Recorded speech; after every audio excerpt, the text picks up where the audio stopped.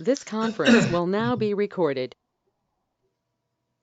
अद्य सोमवासरः अथवा इन्दुवासरः मार्गशीर्ष कृष्ण अष्टमी दिनांक 27 डिसेंबर 2021 चरक विमर्शन अध्याय 5 शंखं चक्रं जलौकान् ददतमृतघटं चारुदौर्भिश्चतुर्भिः सूक्ष्मस्वच्छातिहृद्यां शुकपरिविलसन् मौलिमम्भोजनेत्रं कालाम्भोदोज्ज्वलाङ्गं कटितटविलसच्चारुपीताम्बराढ्यं वन्दे धन्वन्तरिं तन्निखिलगदवनप्रौढदावाग्निलीलम् ब्रह्मणो हि समारब्धा मात्रेयाद्येषु पूजिताम् अस्मदाचार्यपर्यन्तां वन्दे गुरुपरम्पराम् आयुर्वेदरतं वन्दे माधवाख्यं महागुरुम् आयुर्वेदामृतं सर्वं शिष्येभ्यो यः प्रदत्तवान् द्रष्टाज्ञानी दृष्टकर्मा कृतकर्मा तथैव च अध्यापको विश्वक्श्रेष्ठो महान् संशोधकस्तथा गुणैरेतैः समुदितैः यत्कार्यं प्रतनोति सः समृद्ध्यर्थं हि कार्यस्य वयं नु प्रयतामहे सरस्वत्यै नमो यस्याः प्रसादात् पुण्यकर्मभिः बुद्धिदर्पणसङ्क्रान्तं जगदध्यक्षमीक्षते आत्रेयं प्रथमं वन्दे आयुर्वेदजगद्गुरुम् आयुर्वेदामृतं सर्वं गृहीत्वा हि सुरेश्वरात् अग्निवेशादिकेभ्यो यत् प्रयच्छत् मुनिसत्तमः प्रथमं तन्त्रकर्तारम् अग्निवेशं नमाम्यहम्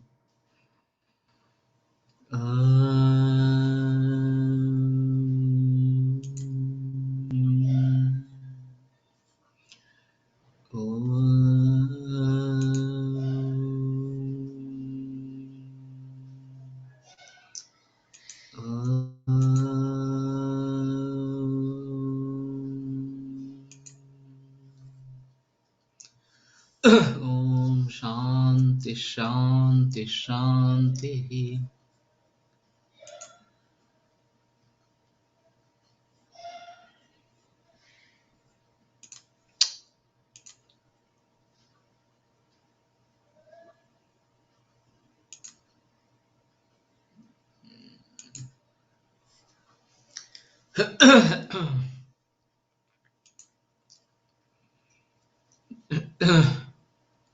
तेषां तु खलु स्रोतसां यथा स्थूलं कतिचित् प्रकारान् मूलतश्च प्रकोपविज्ञानतश्च अनुव्याख्यास्यामः ये भविष्यन्ति अलम् अनुक्तार्थज्ञाने ज्ञानवतां विज्ञानाय च अज्ञानवताम्।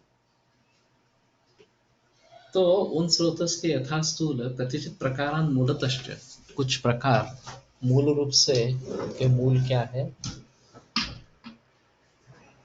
और विज्ञान प्रकोप विज्ञानतः च, प्रकोप विज्ञान के जरिए बताते हैं। ये भविष्यन्ति अलम अनुक्तार्थ ज्ञानाय ज्ञानवताम्।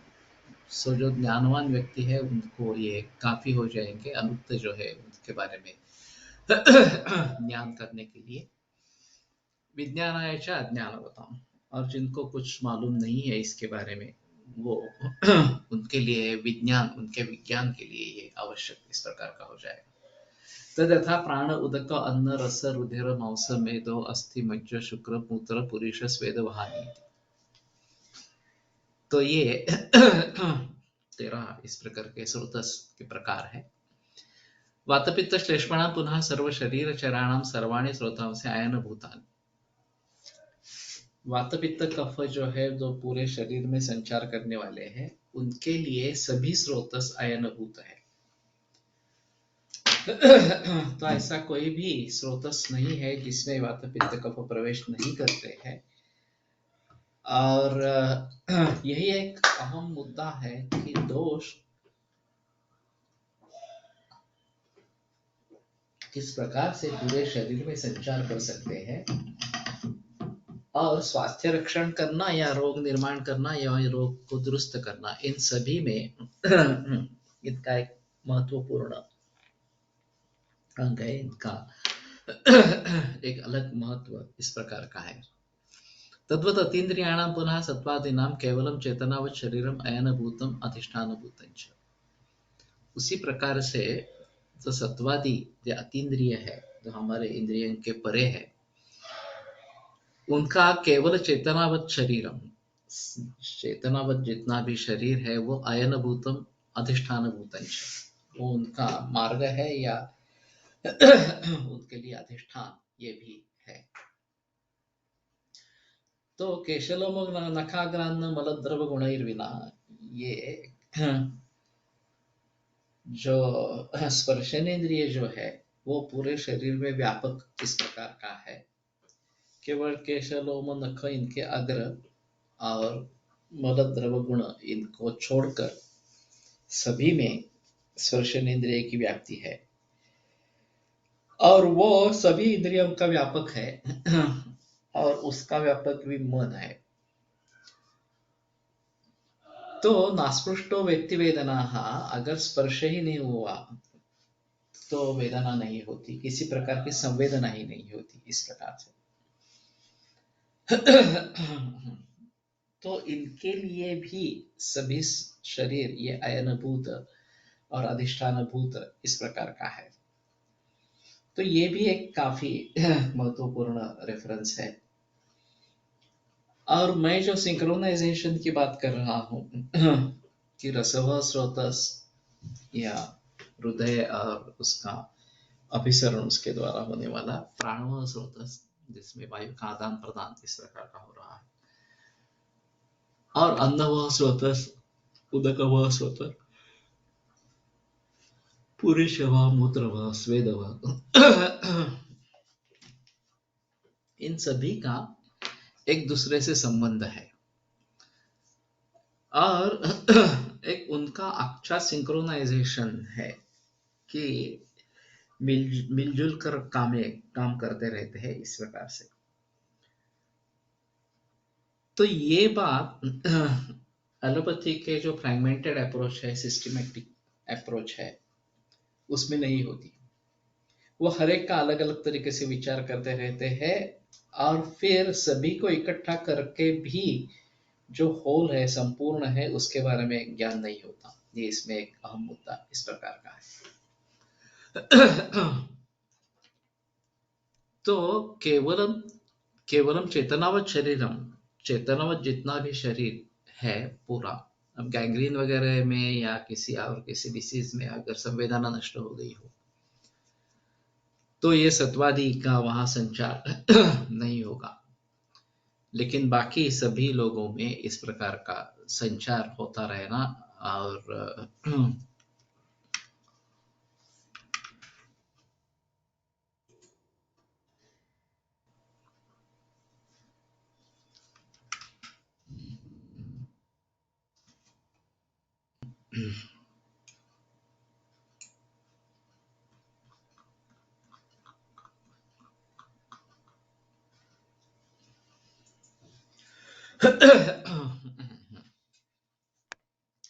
तत्र प्राणवाहानां स्रोतसां हृदयं मूलं महास्रोतश्च। तो प्राणव स्रोतस का हृदय ये मूल है और महास्रोत ये भी मूल इस प्रकार का है। तो ये बड़ा अजीब है। जब हम प्रदुष्टानांत को लेदम येषामिदं विशेष विज्ञानं भवति तथा अतिसृष्टम् अतिबद्धं कुपितम् अल्पाल्पम् अभीष्टं वा सशब्दशूलम् उच्छ्वसन्तं दृष्ट्वा प्राणवाहन्यस्य स्रोतांसि प्रदुष्टानि इति विद्यात्। तो सभी उच्छ्वास के बारे में कहते हैं। तो एक्सहेलेशन ये तो अभी के हिसाब में फेफड़ों का कर्म है, फुफ्फुसों का कर्म है, और वो मूल स्थान है ही नहीं। मूल स्थान जो बताया वो हृदय और महास्रोतस, ये मूल स्थान बताया प्राणव स्रोतस का।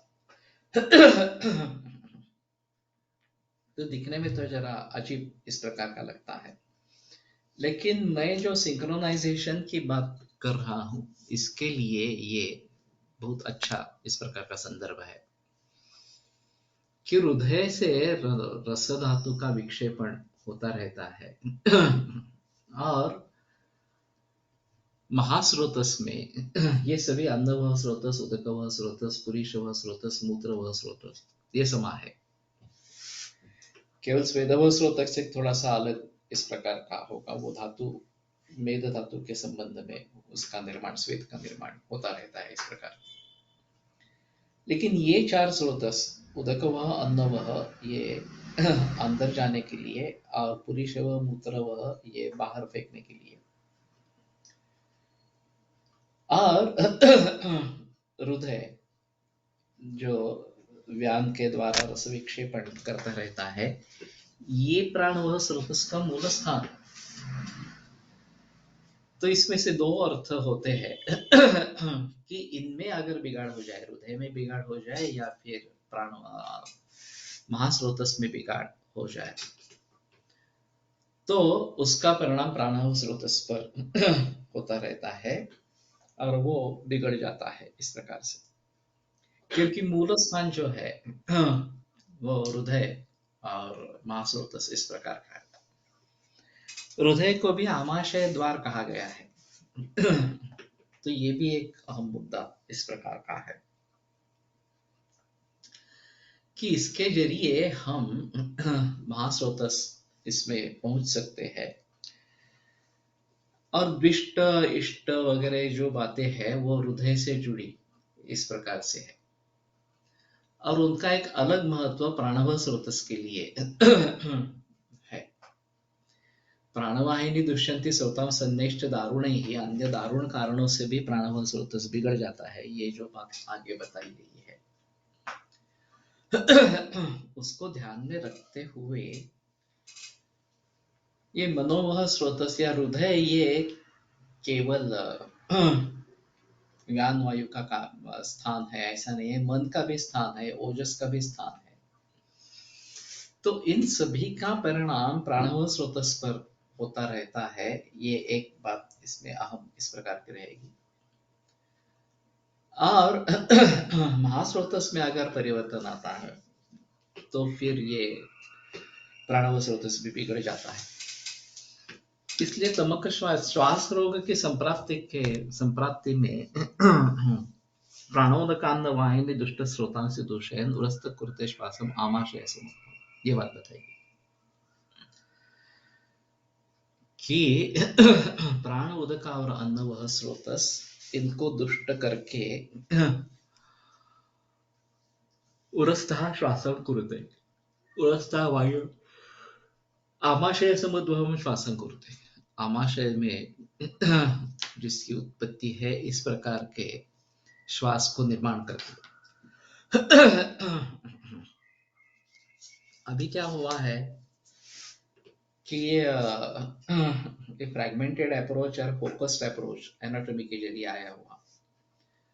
जब कोई समस्या फुफ्फुस से संबंधित है तो हम केवल फुफ्फुस के ऊपर ही कंसंट्रेशन करते रहते हैं, और बाकी उदक व स्रोतस, महास्रोतस या हृदय इसके बारे में ज्यादा सोचते नहीं है। तो इन सभी का अगर इससे संबंध है तो हमें प्राणव स्रोतस के बारे में सोचते समय हृदय और महास्रोतस का विचार करना ही चाहिए। और ये बात श्वास रोग निदान में स्पष्टता से बताई गई है। तो ये बिगड़ जाते हैं तो प्राणव स्रोतस बिगड़ जाता है, और उसका विशेष विज्ञान केवल उच्छ्वास के आधार पर बताया गया है। अतिसृष्टम अतिबद्धम, खूब छोड़ा हुआ, खूब अकड़न जैसा इस प्रकार से बद्धा हुआ, कुपितम इस प्रकार से, अल्पाल्पम थोड़ा थोड़ा ही उच्छ्वास इस प्रकार का होता है। अभीक्ष्ण हुआ सशब्द शूलम उच्छ्वसंतम दृष्ट्वा, और बार बार सशब्द शूल इस प्रकार का उच्छ्वास होते हुए देखकर प्राणवाहनी ऐसे स्रोतों से प्रदुष्टा नीति विद्या, इसका प्राणव स्रोतस बिगड़ गया है ऐसा समझना चाहिए। अब प्राणव स्रोतस बिगड़ गया है तो उसको अगर कंट्रोल करेंगे, उसके ऊपर काबू पाएंगे तो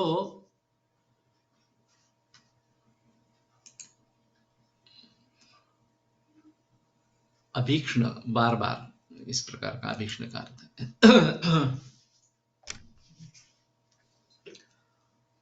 तो प्राणवाय स्रोतस अगर बिगड़ जाता है तो उसका रिफ्लेक्शन इस प्रकार से आता है। और प्राणवाय स्रोतस को ठीक करते हैं तो उम्मीद है कि ये बाकी स्रोतस भी ठीक हो जाएंगे, उसके मूल स्थान जो है वो ठीक हो जाएंगे। ये थोड़ा सा अजीब है। कारणों पर कार्य करके कार्य पर कार्य होना ये तो स्वाभाविक है, लेकिन कार्य के ऊपर काम करके कारणों का ठीक होना ये काफी उल्टा प्रवास इस प्रकार का है। लेकिन प्राणायामे रेव सर्वे प्रशिष्यन्ति बला इति आचार्याणां तु केषांचित् अन्यत् कर्म न सम्मतम्, ये जो बात बताई गई है कि प्राणायाम से ही सभी दोषों का शोषण इस प्रकार का हो जाता है, और कुछ आचार्यों के अनुसार दूसरा कुछ करने की जरूरत ही नहीं है। तो एक अहम मुद्दा हम प्राणायाम को योग से उठाएंगे। आयुर्योग में इसका एक अलग महत्व इस प्रकार का रहेगा। और एक तो हमें यम नियम से आरंभ करना है नियम पालने के लिए इस प्रकार से, और फिर भी आयुर्वेद के स्वस्थवृत्ति के अनुसार अगर नियमों का पालन करेंगे, आहार विधि विशेषायतनों का पालन करेंगे और खास करके सद्वृत्त का पालन करेंगे जो मानस विकारों के लिए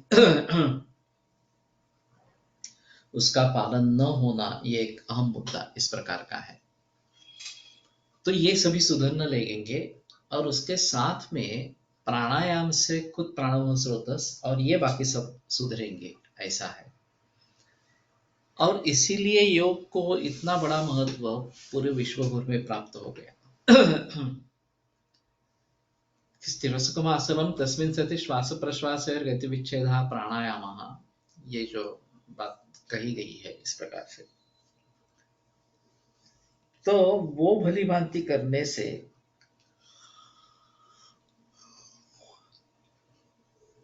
सभी दोषों का शमन इस प्रकार का हो जाता है और एक प्राकृतिक स्थिति बनी रहती है। तो हम सभी को नियमित रूप से प्राणायाम करना बहुत आवश्यक इस प्रकार का है और उसमें सातत्य होना। भानु सर कहा करते थे कि 7 - 1 = 0। 7 दिन में एक दिन भी अगर प्राणायाम नहीं किया तो एक सप्ताह व्यर्थ चला गया, ऐसा समझना है। तो उसी प्रकार से इसका सतत निरंतर अभ्यास करने से ये सभी हृदय और महास्रोतस और प्राणवाय स्रोतस ये तीनों का स्वास्थ्य बना रहेगा। खास करके तवारिया के बारे में मेरा यह अनुभव है कि क्षय स्थान च वृद्धिश्च दोषाणां त्रिविधा गति ही, ये जो बात बताई गई है, तो स्थान गति जो है दोषों की प्राकृतता बनाते रखना, इस प्रकार से बनाए रखना, ये काम तवारिया से अच्छा इस प्रकार का होता है। उसके साथ में अगर हम स्वस्थवृत्ति के नियमों का पालन करेंगे तो हमें विकारों से भय नहीं रहेगा। तो इन सभी का एक मेलजोल है, सिंक्रोनाइजेशन है। और मैं मानता हूं कि योग से हमें इसके लिए रेफरेंसेस प्राप्त होंगे ज्यादातर इस प्रकार से, और फिर आयुर्वेद के सूत्रों को लेकर एक आयुर्योग की संकल्पना को जो मैं बता रहा हूं, उसके आधार पर स्वास्थ्य रक्षण या रोग मुक्ति दोनों के बारे में सोच सकते हैं और आगे चलकर मोक्ष के बारे में भी सोच सकते हैं। दोनों से मुक्ति हो सकती है, आयुर्वेद से भी मुक्ति हो सकती है। योग तो मुक्ति के लिए ही स्थापित किया गया है, तो योग से मुक्ति होती है उसमें कोई संदेह नहीं है, लेकिन आयुर्वेद से भी मुक्ति प्राप्त होती है। चरक शालिस्तान पहले अध्याय में 5वें अध्याय में स्पष्ट रूप से चरकाचार्य ने लिखा है। तो कहने का तात्पर्य अर्थ ये है कि हमें इन सभी के बारे में गहराई में जाकर सोचना है और प्रैक्टिकली करके देखना है। सबसे अहम मुद्दा है, प्रैक्टिकल साइंस है ये। तो हम खुद अगर इस प्रकार का प्राणायाम का अभ्यास करते रहेंगे और इस प्राणव स्रोतस का हृदय और महास्रोतस इनसे किस प्रकार का संबंध है ये समझते रहेंगे, उसको प्रैक्टिकली अप्लाई करते रहेंगे, तो सभी मानव जाति का भला इसमें होगा। तो आयुर्वेद के छात्रों को ये जरूरी है कि वो योग का भी अभ्यास करे, इसके साथ में आयुर्वेद के स्वस्थ के नियमों का पालन करे और साथ में योग का भी अभ्यास करे, तो ये ज्यादा बेहतर होगा। उदकवानाम स्रोतसाम तालुमूलं क्लोमच उदक स्रोतस जो है उसका तालु और क्लोम ये मूल स्थान है उसके।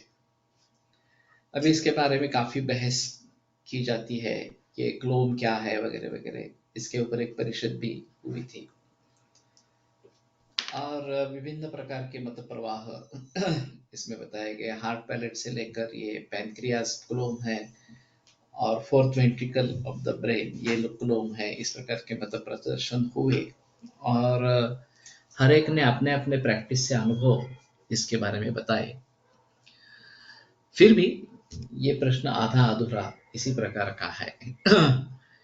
मैंने एक वेणुमाधव शास्त्री जोशी जी की केस देखी थी, तो उसने डाइव मारा था तालाब में और कुछ जजमेंट मिस हो गया और उसके माथे पर आघात हुआ और फिर तब से उसको आक्षेपक आते थे, 5-5 6-6 घंटे आक्षेपक रहते थे, 5-6 लोगों को उसको पकड़ कर रखना पड़ता था और बहुत प्यास लगती थी। वो कहता रहता था कि ओता ओता, और करीबन 70-75 गिलास पानी, 10-12 चाय कॉफी, 10-12 कोल्ड ड्रिंक्स इस प्रकार का लेता था और 6-6 घंटा ये सिलसिला चलता था। तो ये केस जसलोक से वापस आकर रणिमाधव शास्त्री जोशी के पास आई। एलोपैथी में कुछ उसका निदान ही नहीं हुआ, क्या करना है इस प्रकार से।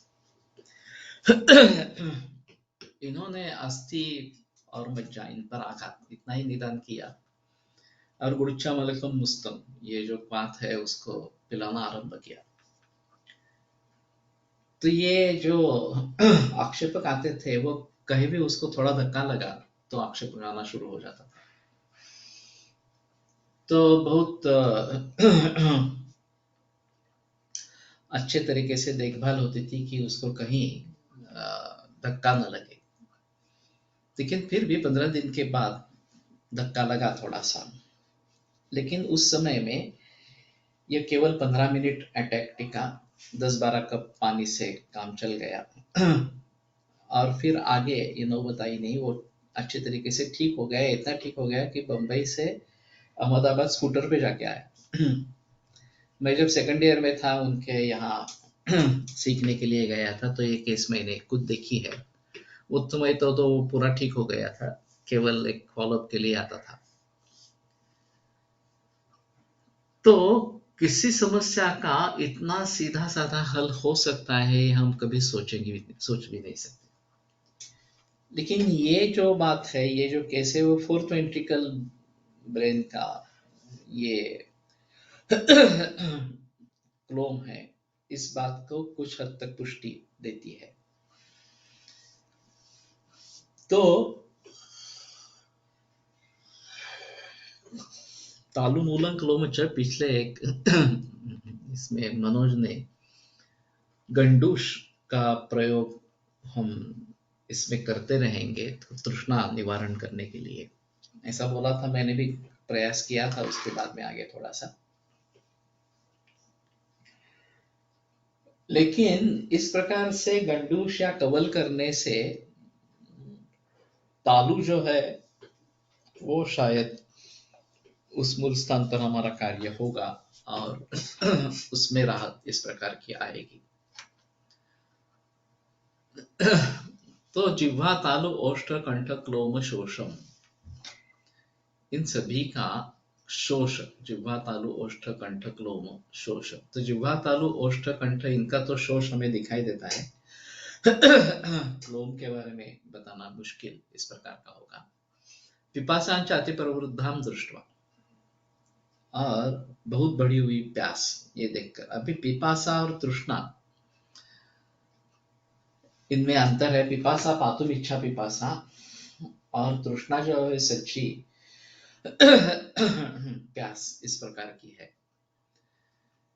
लेकिन इस प्रकार से अगर अति पिपासा दिखाई देती है तो हमें समझ लेना है कि उदकव स्रोतस की दृष्टि है, और फिर उसके लिए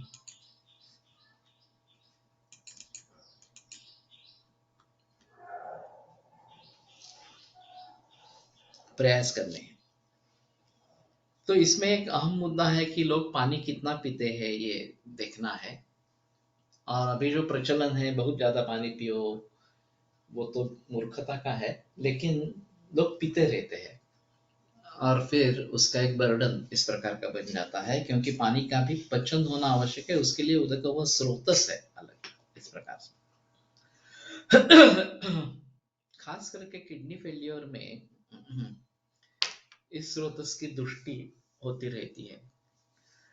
वहां जनरली ऐसा होता है कि डायबिटीज या ब्लड प्रेशर, ये मूल बीमारियां,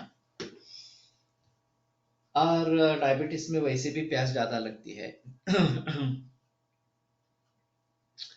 पानी ज्यादा पीते हैं तो ये पानी संचित होने लगता है, उतना बाहर फेंका नहीं जाता, तो सूजन आ जाती है। सूजन आने पर एलोपैथी में डायूरेटिक्स शुरू कर देते हैं और उससे तुरंत सूजन में राहत मिल जाती है। तो उसको बताया नहीं जाता कि पानी कम पीना है, वो पानी पीता ही रहता है, ज्यादा पानी पीता ही रहता है, और सूजन भी रहती है, आती जाती रहती है इस प्रकार से। फिर यूरिन में अल्बुमिन ट्रेस 1+, 2+, 3+ वगैरह बढ़ने लगते हैं, और बाद में रक्त में भी यूरिया, क्रिएटिनिन, BUN ये सब बढ़ने लगते हैं।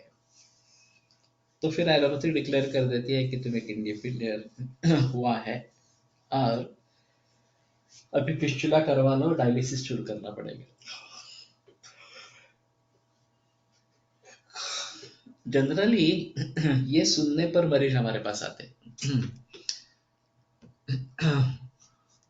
तहान कमी लागण्याचं दृष्टिलक्षण असू शकते का? हो सकता है, लेकिन ऐसा है उसमें कि जब जरूरत निर्माण होती है तो प्यास लगती ही है, ऐसा नहीं होता कि प्यास नहीं लगी। बहुत सारे लोग ऐसे कहते हैं कि मुझे प्यास लगती ही नहीं है, मैं वैसे ही पानी पी लेता हूँ, पानी पी लेना चाहिए इस प्रकार से। तो मैं उनको सुझाव देता हूँ कि मत करो ऐसा।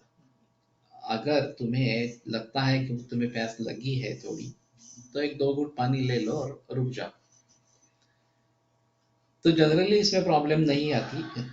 और ये प्यास कम लगती है, ये किसी रोग के बारे में हमें सोचना है क्या, ये अलग बात हो जाएगी। लेकिन प्यास ज्यादा लगना ये तो काफी कॉमन दृष्टि का कारण, लक्षण जो बताया गया है, पिपासन चाहते प्रवृत्ताम दृष्टवा, पिपासन नहीं है, बिल्कुल कम हो गई है, ये उदकव स्रोतस के दृष्टि का लक्षण नहीं बताया।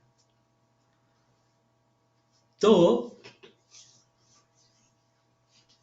हमें भली बात ये समझ लेना है कि इस प्रकार से अगर पिपासा बढ़ी है तो वो उदकव स्रोतस की दृष्टि का लक्षण इस प्रकार का है। डायबिटीज का हाइपरटेंशन नसताना पण सीकडी होऊ शकतो, हो सकता है। अजीर्ण से होता है, ऐसे मैंने कुछ मरीज देखे हैं 21-22 बरस में। लॉन्ग स्टैंडिंग हिस्ट्री ऑफ अजीर्ण, बाहर का खाना, जंक फूड, फास्ट फूड वगैरह इस प्रकार का, और फिर कोई निर्बंध खाने पीने पर नहीं होना, और इससे कंटिन्यूअस अजीर्ण रहने पर इस प्रकार से सीकेडी का प्रॉब्लम हो जाता है। एक्यूट रीनल फेलियर जनरली होता है इसमें। पर्सनचा आयडियल वॉटर इंटेक किती असावा, उसमें ये प्रमाण नहीं बता सकते। ऋते शरद निदाकाप्यम पिबेत स्वस्तोपि चाल्पशा, ये सूत्र है। शरद और ग्रीष्म ऋतु को छोड़कर स्वस्थ व्यक्ति को भी पानी कम ही पीना है। तो जनरली 1000-1200 ml इतना काफी होता है। ग्रीष्म ऋतु में, शरद ऋतु में प्यास ज्यादा लगती है तो 1.5 लीटर 2 लीटर तक जा सकते हैं, ज्यादा से ज्यादा। लेकिन इससे ज्यादा पानी लेने की जरूरत ही नहीं है। तेजस प्रतिपक्षत्वाद मंदाग्निर्वर्जयेत जलम, अग्नि महाभूत के खिलाफ होने के कारण मंदाग्नि को तो पानी कम ही पीना है, इस प्रकार से। तो मैं जो सीकेडी के पेशेंट्स रहते हैं उनमें पहला सुझाव देता हूं कि पानी एकदम कम कर देना है। एलोपैथी में 800-1000 ml लेने के लिए कहते हैं, मैं 500 ही कहता हूँ, और कुछ मरीजों में तो 250 ml ही बताता हूँ।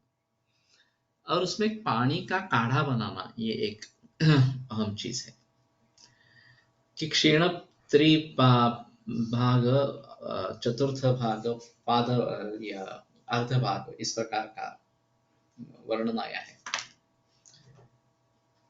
तो 3 भाग अगर उसमें से हटा देते हैं पानी के उबाल के, तो ये ज्यादा लघु इस प्रकार का हो जाता है, और जल का जो कार्य है वो भली भांति होता है। तो मैं सुझाव देता हूं कि 2 लीटर पानी उसमें एक संगुने की अंगूठी या कंगन डाल के और एक मुट्ठी लाजा डाल के उबाल के पीना है। हमने एक सीकेडी योग बनाया है, तो ऐसे ही कुछ चरक पड़ते समय मुझे लगा कि ये सीकेडी में काम करेगा, तो मैं उसको कर रहा हूँ। तो अभी तो मुझे याद नहीं है, लेकिन जिस जेएसवीसी ग्रुप पर डाल दो सीकेडी योग का योग जो है वो, तो वो एक 5-10 ग्राम इतना और 2 लीटर पानी उबाल के आधा लीटर रखना है और छानकर वो पानी दिन में पीना है। तो लाजा वैसे भी तृष्णा शमन करने वाली इस प्रकार की है। और ये सीकेडी और सुवर्ण के जरिए अच्छे रिजल्ट्स मिलते हैं। तो इसमें अगर ये हम पानी कम करने के लिए कहते हैं और दूध, देसी गाय का दूध ज्यादा लेने के लिए कहते हैं, या केवल दूध पे भी रखते हैं। अभी एलोपैथी में एक है कि लिक्विड ओवरलोड नहीं होना है, ऐसा वो बताते हैं, उसमें दूध भी गिनते हैं। और कई बार एलोपैथी के प्रैक्टिशनर्स दूध लेना ही नहीं इस प्रकार से बताते हैं, चाहे कैंसर हो, जलोदर हो, या फिर सीकेडी हो, कुछ भी हो इस प्रकार से। तो उसमें एक अहम मुद्दा है कि A1 मिल्क नहीं लेना है। उसमें कोई संदेह नहीं, ये नुकसानकारक है। लेकिन A2 मिल्क लेने में तो कोई प्रॉब्लम नहीं है, वो तो नैसर्गिक इस प्रकार का है, देसी गाय का है। और उसके लिए ये ओवरलोड का प्रॉब्लम नहीं होता कि 2-2.5 लीटर दूध भी अगर ले लिया तो भी दिक्कत नहीं आती, बल्कि शोथ 1-2 दिन में ही कम हो जाता है, ब्रेथलेसनेस ये भी कम हो जाता है, और मेंटेन होते रहते हैं। धीरे धीरे क्रिएटिनिन एरिया में उतार आने लगता है। अब जिनको दूध सूट नहीं होता, ये एक अलग बात है, बहुत आदमान होता है, पतले दस्त होते हैं, ऐसे कुछ मरीज मिलते हैं, या नौशिया हो जाता है दूध के बारे में, नहीं मुझे दूध नहीं लेना है इस प्रकार से, तो दिक्कत वाली बात होती है। लेकिन अगर भली भांति रुग्ण दूध ले सकता है तो हमारे लिए ये सीकेडी का प्रॉब्लम काफी अच्छे तरीके से हल हो सकता है उसका। तो कम से कम मेंटेन तो हो जाते हैं, धीरे धीरे उसमें परिवर्तन आने लगता है। लेकिन एक बार डायलिसिस शुरू हो गया तो मैंने सुना कि dialysis is killing of the kidneys. Dialysis kidney को नष्ट कर देता है। किसी अवयव का कार्य हम बाहर यंत्र से करवाते रहते हैं, तो शरीर भी मानता है कि क्यों करना है, ये तो वैसे डायलिसिस करके निकाल रहे हैं, तो कुछ करना ही नहीं है। तो धीरे धीरे किडनी का फंक्शन बिगड़ जाता है, कम कम होता जाता है, और साधारणतः बरस 2 बरस के बाद मूत्र का निर्माण ही बंद हो जाता है। मूत्र प्रवृत्ति होती ही नहीं है। वाटर रिटेंशन शरीर में होता है और डायलिसिस में वो निकालते हैं, तो 1.5, 2, 2.5, 3 लीटर पानी निकालते हैं डायलिसिस में। और इतना ज्यादा पानी निकाल रहे हैं तो बताते हैं अब 3 बार करना है आपको डायलिसिस। 2 बार करते थे पहले शुरू में, तो अब तो आपका वाटर रिटेंशन बहुत ज्यादा है, तो आपको 3 बार डायलिसिस करना है। तो ये तो पूरा मैकेनिकल सॉल्यूशन इस प्रकार का है। डायलिसिस ये ट्रीटमेंट है ही नहीं, या किडनी ट्रांसप्लांट भी ये ट्रीटमेंट है ही नहीं। लेकिन ये सब निग्रह पूर्वक बताते रहते हैं, वही ट्रीटमेंट है, दूसरी कोई ट्रीटमेंट ही नहीं है। आयुर्वेद अगर तो है तो बारे में तो बोलना ही नहीं। अगर आप आयुर्वेद के बारे में बोलेंगे तो वो कहते हैं ठीक है, हम तत्काल आपको यहाँ से निकाल देते हैं, डायलिसिस नहीं होगा हमारे यहाँ, तो कहीं भी जाओ, इस प्रकार से। तो पेशेंट के लिए ते नौबत इस प्रकार की हो जाती है। दूध सूट नाही झाले तर सिद्ध दूध वापरू शकतो का सर? लाइक गोक्षर सिद्ध दूध सूट घालून, ये तो कर सकते हैं, उसमें मैं देता भी हूँ इस प्रकार से। लेकिन फिर भी कुछ लोगों में होता नहीं है कि दूध से इतना नाशिया हो जाता है, मैं दूध नहीं पीऊंगा वगैरह वगैरह इस प्रकार से। तो मैं कहता हूँ ठीक है, अगर यही स्थिति है तो आपको डायलिसिस में जाना ही पड़ेगा। आप कोशिश करो कि डायलिसिस से मुझे बचना है इस प्रकार से, और वो ट्रीटमेंट नहीं है इस प्रकार से। लेकिन अगर होता नहीं है इस प्रकार से, दूध सूट नहीं होता है, तो हमारे लिए दिक्कत वाली बात हो जाती है। तो सिविरिटी के ऊपर रखते हैं। अगर 2-3 तक क्रिएटिनिन है तो एक दफा खाना और बाकी दूध, या रात में भी दूध रोटी दूध चावल ऐसा बताते हैं, और उससे अगर मेंटेन हो जाता है तो भी ठीक है। लेकिन क्रिएटिनिन 6, 7, 8, 9, 10, 12, 15 इस प्रकार का है। सूजन बहुत आ गई है, ब्रेथलेसनेस है, तो ये गंभीर अवस्था है, और इसमें हार्ट अटैक की पॉसिबिलिटी है, मृत्यु हो सकती है। तो इसके बारे में तो एलोपैथी में बाकी कोई चारा नहीं, अब डायलिसिस ही करो, ऐसा ही बताते हैं। मेरे पास एक मरीज रहा, उसका क्रिएटिनिन 20 था, यूरिया 500 था, पूरा बदन स्वेलिंग था पूरे बदन में, ब्रेथलेसनेस था, बैठे बैठे भी ब्रेथलेसनेस था। और उसका कहना था मुझे डायलिसिस करना ही नहीं है, मैं मर जाऊं तो भी चलेगा।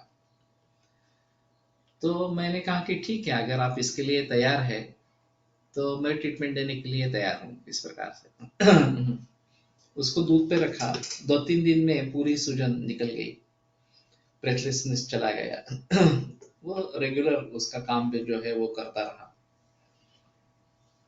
6 महीने इसी प्रकार से अच्छे गए, कुछ प्रॉब्लम नहीं आई। सिर्फ ऐसा था कि क्रिएटिनिन यूरिया उतने ही रहे, कम नहीं हुए। 20 क्रिएटिनिन और 500 यूरिया वाला आदमी आम तरीके से जी रहा है केवल दूध के ऊपर। ये मेरे लिए भी एक बड़ा अनुभव था। तो मैंने कहा ठीक है, इसमें परिवर्तन आने में समय लगेगा, तो आपको इसी प्रकार से कंटिन्यू करना है, उसमें कोई संदेह नहीं है। 6 महीने के बाद उसका निर्धार टूट गया, और वो बोला कि ठीक है, मैं तंग आ चुका हूँ, मैं डायलिसिस करवाना चाहता हूँ। तो मैंने कहा ठीक है। तो फिर मुझसे वो छूट गया। एक्चुअली डायलिसिस शुरू करने के बाद भी उसको, वो अगर मेरी ट्रीटमेंट चालू रखता तो एक अलग बात इस प्रकार की होती। तो अभी इस प्रकार के और भी मरीज हैं जिनका क्रिएटिनिन बढ़ते बढ़ते 15-17 हो गया, ब्रेथलेसनेस आ गया, इमरजेंसी में डायलिसिस करवाया। फिर भी टालते रहे डायलिसिस को। इसमें कभी सिस्टेटिन सी करके एक परीक्षण है रक्त का, ये ज्यादा कोई बताते नहीं है, योगेश भंडारे यहाँ पे करवाता है, तो मैंने भी लोगों को बताना शुरू किया।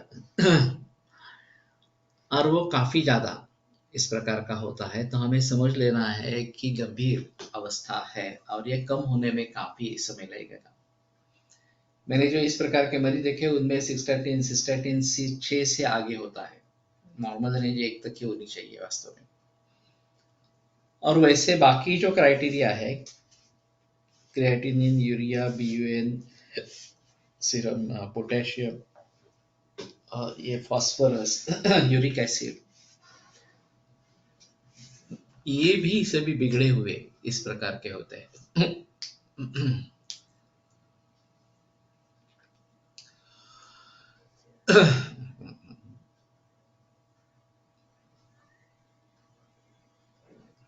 Can we give treatment, Ayurvedic medicines to kidney transplant patients as they are taking their medicines for rejection of organ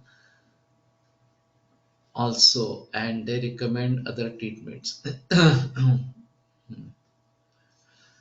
इसमें ऐसा है, ये एक बार किडनी ट्रांसप्लांट हो गया तो लोग हमारे पास आते नहीं है, ये आम मुद्दा है। डायलिसिस शुरू हो गया तो भी लोग हमारे पास आना बंद कर देते हैं। वो मानते हैं कि ठीक है, एक ट्रीटमेंट चल रही है और करने की क्या जरूरत है। स्वास्थ्य बनाए रखने के लिए हमारी ट्रीटमेंट अच्छी कारीगर इस प्रकार की है, और हमारी ट्रीटमेंट अगर साथ में चलती रहती है, चाहे वो डायलिसिस करे चाहे किडनी ट्रांसप्लांट करे, तो भी किडनी ट्रांसप्लांट में इम्यूनो सप्रेसेंट्स दिए जाते हैं, किसी भी ट्रांसप्लांट में दिए जाते हैं, और ये होने के कारण कोई भी इन्फेक्शन जोड़ कर सकता है और उससे भी मृत्यु आ सकती है, ऐसा है। तो ये एलोपैथी में ही अगर करते रहेंगे उसका इलाज तो काफी मुश्किल इस प्रकार की होती है। लेकिन एक हमारा कृष्ण कुमार जी बड़े बुजुर्ग वैद्य, आयुर्वेद के बड़े उद्गाता इस प्रकार से, कोयम्बतूर में उनका 2 बार किडनी ट्रांसप्लांट हुआ था। और अभी पिछली कोविड में उनका इंटरव्यू भी हुआ था पीएम के साथ, फिर भी दुर्भाग्य से कोविड से उनकी मृत्यु हो गई। तो ये इम्यूनो सप्रेसेंट्स जो भी दिए जाते हैं, ये खतरनाक इस प्रकार के है, और मेरा तो सुझाव नहीं रहता कि किडनी ट्रांसप्लांट करो इस प्रकार से, लेकिन करने वाले हैं। किडनी ट्रांसप्लांट करवाते हैं, बोन मैरो ट्रांसप्लांट करवाते हैं, लिवर ट्रांसप्लांट करवाते हैं, और बहुत ही कम परसेंट में लोगों को फायदा होता है, बाकी सभी मरीजों में मृत्यु हो जाती है, कॉम्प्लिकेशंस हो जाती है काफी इस प्रकार के। सीकेडी मध्ये उदकवह स्रोतस, रक्तवह स्रोतस आणि मेदोवह स्रोतस कोणत्या स्रोतसची दृष्टी असते? सभी की होती है, वास्तव में ऐसा है। ये मैंने बात पहले भी की है। Where there is nausea of milk, can we think of milk as lepana or application on skin, as त्वचा is also a medium of absorption? ये तो कर सकते हैं, लेकिन इसमें निर्बंध ज्यादा होते हैं क्योंकि क्वांटिटी बहुत ही कम रहती है। इस प्रकार से ऊपर से दूध लगाना मैं बताता हूँ, खास करके डिहाइड्रेशन में बच्चों के, उसमें स्काल्प रीजन में भी हम ये दुग्ध का पिच्चू रख सकते हैं, और फिर पूरे बदन को दूध से मालिश कर सकते हैं। कोलटकर सर के पास एक 6 महीने का लड़का आया था, अतिसार था और वेन्स कोलैप्स हो गई, इतना डिहाइड्रेशन था। तो उसकी माँ ने, जब दवाखाना पूर्ण भरा हुआ इस प्रकार का था, तो उसको लाकर सर के सामने रख दिया, इसको बचाओ। तो वो सर की छात्रा थी, तो सर ने उस समय में दुग्ध का इस प्रकार का अभ्यंग किया था। और फिर उसमें जान आ गई और पूरी तरीके से सुधर गया। प्रभु देसाई करके कोकण में एक वैद्य है, उन्होंने एक पेपर इसके बारे में पढ़ा था और खास करके टालू जिसको कहते हैं बच्चों की, वहां पे दुग्ध का पिच्चू रखते हैं तो उससे जल्द से जल्द एब्सॉर्प्शन होता रहता है और डायरिया से या डिहाइड्रेशन से बच सकते हैं। इसमें एक अहम मुद्दा है क्योंकि ये जो पालक रहते हैं वो बहुत घबरा जाते हैं कैसे करेंगे क्या करेंगे, और बच्चों के बारे में तो भावनिक स्थिति बहुत दोलायमान इस प्रकार की रहती है। तो वो एक सवाल पूछते थे पेडियाट्रिशियन कि बच्चा सोता है या नहीं सोता है। अगर बच्चा सोता है तो डिहाइड्रेशन नहीं है, यह इनका कहना था। ये भी एक अहम मुद्दा है। अगर डिहाइड्रेशन है तो बेचैनी रहती है, सो नहीं सकता। तो मेरे लिए एक पॉइंट मिल गया कि अगर इस प्रकार के बच्चे आते हैं और इमरजेंसी में एडमिट करना है नहीं करना है इसके बारे में सोचना है, तो अगर वो सो रहा है तो कहेंगे नहीं करना है इस प्रकार से। अब मालूम नहीं ये बच्चों के अतिसार के बारे में अभी मरीज बहुत कम हो गए हैं। मैं जब कोलटकर सर के पास या वेणुमाता शास्त्री जोशी के पास जाता था, फंडसर करके हम, तो ये बालकों में अतिसार, दंतोद्भेदजन्य अतिसार ये काफी कॉमन होता था। एलोपैथी में बहुत सारे एंटीबायोटिक्स का चक्कर चलाने के बाद भी फायदा नहीं होता था।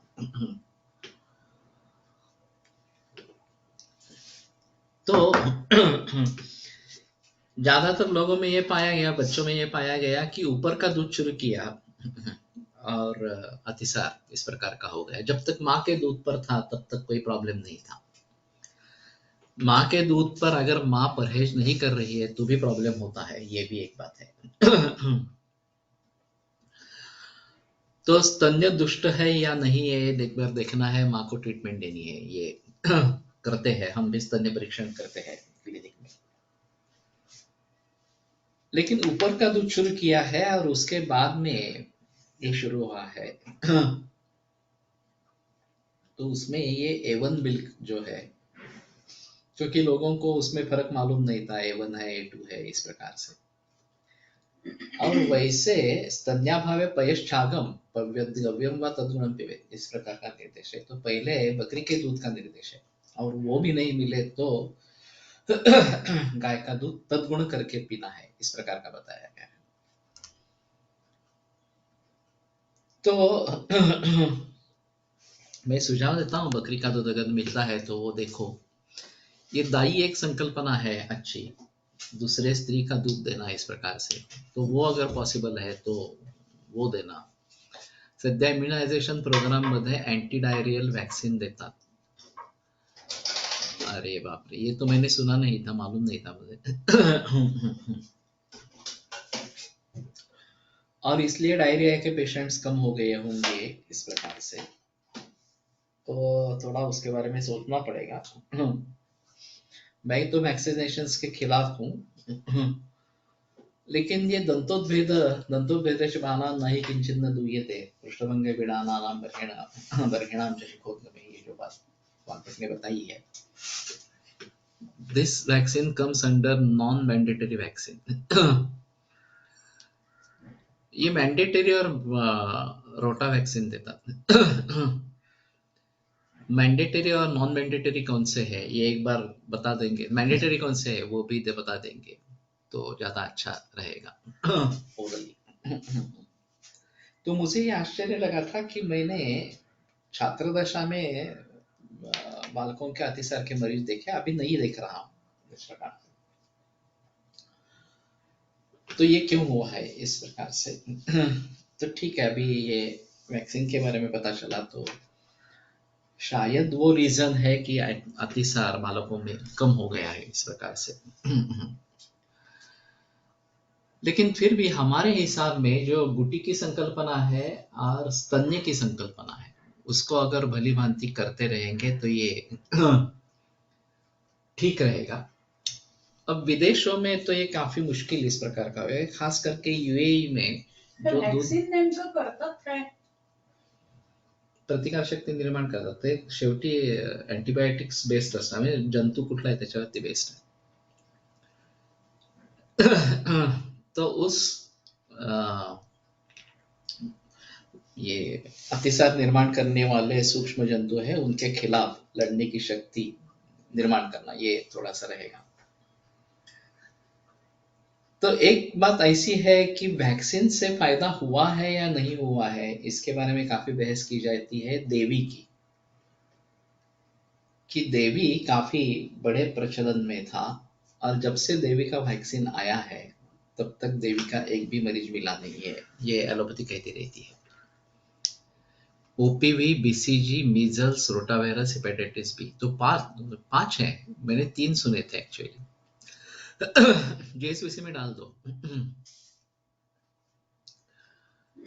अभी हेपेटाइटिस बी तो पहले नहीं था कंपल्शन में। ओपीवी क्या है?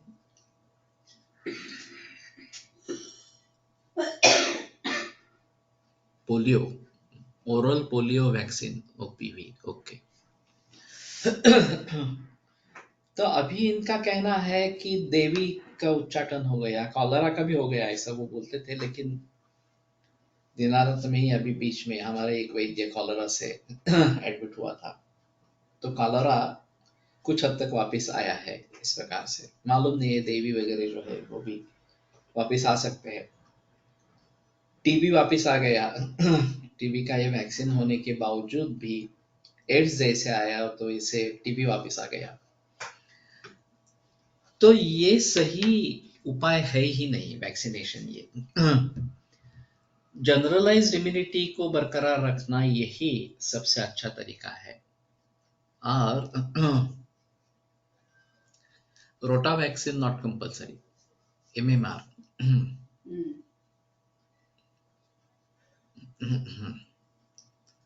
मीजल्स, एमएमआर का क्या मतलब है? Measles, mumps and rubella. Mumps, rubella. Okay, ये तो काफी कम दिखाई देते हैं मम्स वाले जो पेशेंट्स है वो।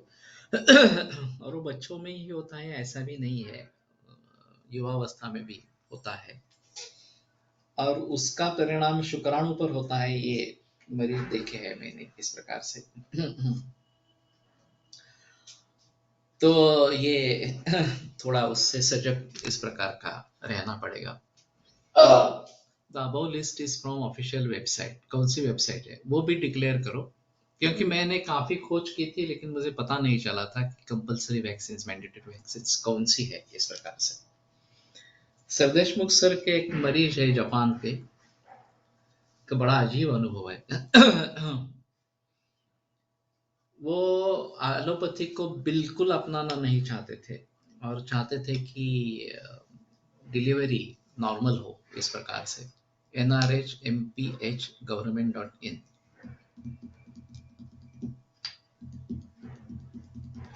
ओके, तो ये जेएसवीसी में भी डालो। तो उन्होंने जिक्र किया था कि कोई यहाँ से जापान में आए और डिलीवरी वहां पे करवाए, तो कोलटकर सरदेशमुख सर ने ना कह दिया। फिर वो भारत में आए और फिर प्रभाताई तो ये केस सौंपी गई कि तुम्हें नॉर्मल डिलीवरी करनी है इस प्रकार से। जब लेबर पेन शुरू हुई तो प्रोग्रेस नहीं हो रहा था। तो ये उलझन में थे कैसे करेंगे इस प्रकार से।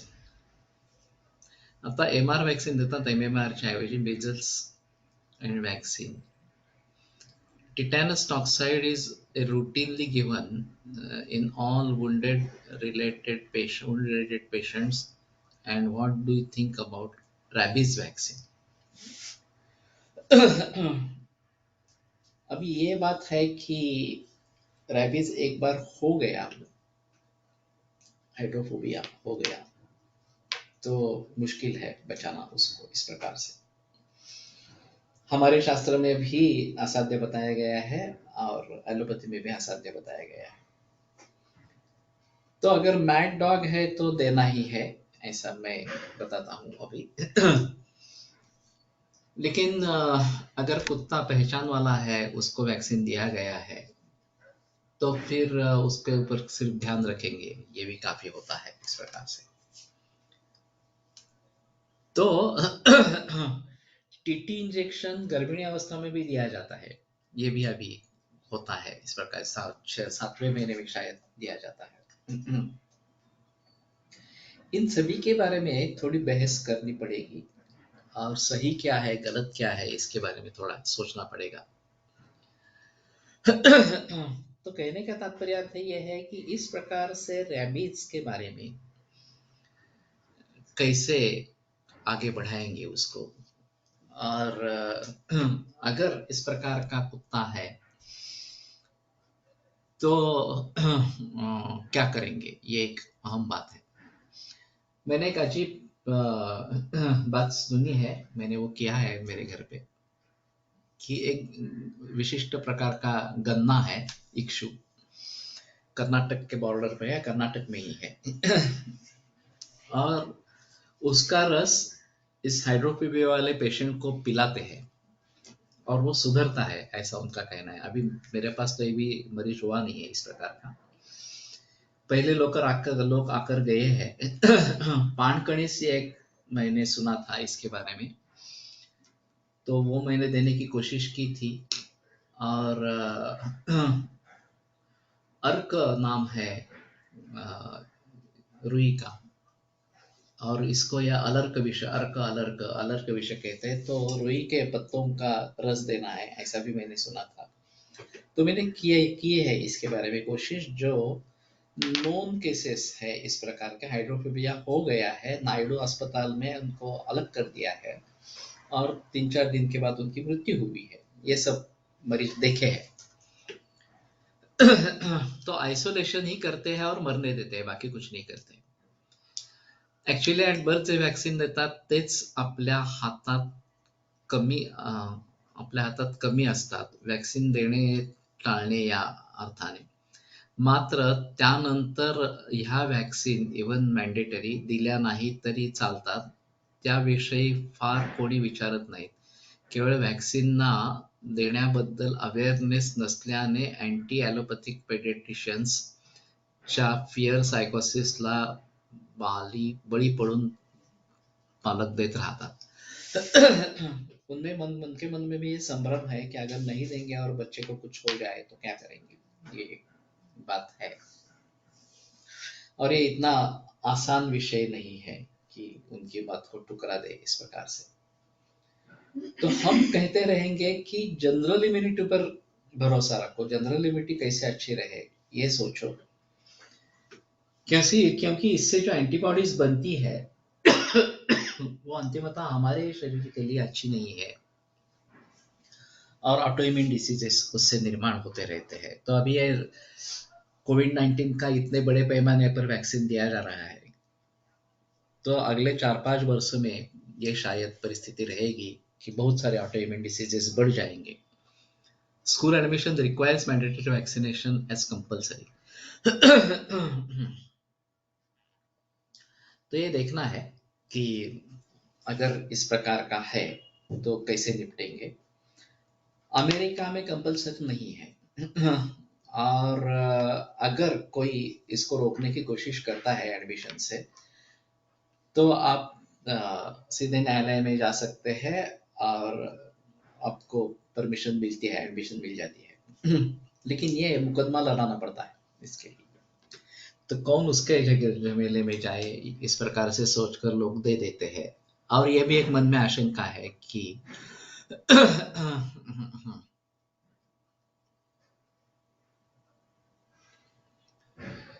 विलास जाधव BHMS त्याने कोर्टला केस फाईल केला होता सर.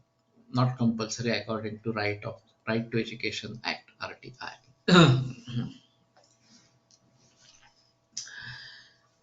तो ठीक है, विलास जाधव जो है BHMS उसको एक बार मिलना चाहिए उसने कैसे किया, क्या किया इस प्रकार से। अभी ये कोविड-19 के बारे में भी सिलसिला चल रहा है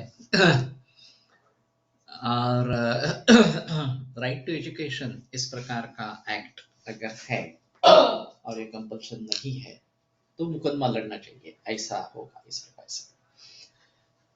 लेकिन ये काफी मुश्किल इस प्रकार की बातें हैं। संगठन होगा तो ज्यादा अच्छा इस प्रकार का रहेगा। ठीक है, आज रुकते हैं, कल आगे बढ़ेंगे। आयुर्वेद प्रकांडो निगदित इह हि शल्यतंत्र प्रधानः शिष्येभ्यः शाश्वतोऽयं निखिलजनकृपा व्याप्तचित्तेन येन आयुर्वेदस्य वाञ्छन् पुनरपि भुवने ताञ्च सुष्ठु प्रतिष्ठां श्रेष्ठं धन्वन्तरिं तं प्रणमति च सदा वैद्यवर्गो हि नूनम् वैद्यवर्गो हि नूनम्।